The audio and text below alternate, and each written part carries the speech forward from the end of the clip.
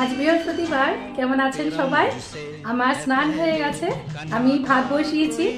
আর প্রত্যেক দিন আমি লেট হয়ে যাই, সব পুজো টুজো করে তারপরে রান্না করতে করতে আজকে আমি স্নান করে রান্নাঘর তো পরিষ্কারই থাকে, ভাত বসিয়ে দিয়েছি। এবার পুজো করব, তারপরে এসে বাকি রান্নাটা করব।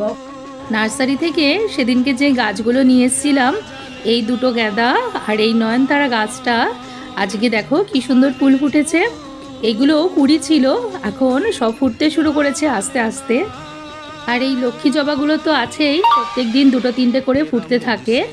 আমি কালকে কিছু টমেটো সেদ্ধ করে রেখেছিলাম, আজকে ননভেজ কিছু বানাইনি, কিন্তু আমি মশলাটা রেডি করে রাখলাম। রসুন, আদা, কাঁচা লঙ্কা আর টমেটো দিয়ে এই পেস্টটা খুব সুন্দর ননভেজের কাজে আসে।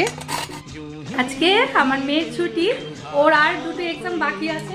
দেখুন বসে রয়েছে, ফোন কেটে যাচ্ছে বসে বসে। না, ও পুজো দিয়েছে কিছুটা।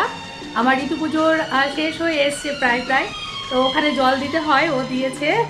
আজকে লাঞ্চে খুব সিম্পল মেনু ছিল, আলু, ব্রোকলি আর বিটরুট দিয়ে একটা শুকনো সবজি করেছিলাম, আর ডাল, আর সঙ্গে ছিল বড়া ভাজা। এই শুকনো সবজিটায় শুধুমাত্র নুন আর মিষ্টি দিলেই হবে।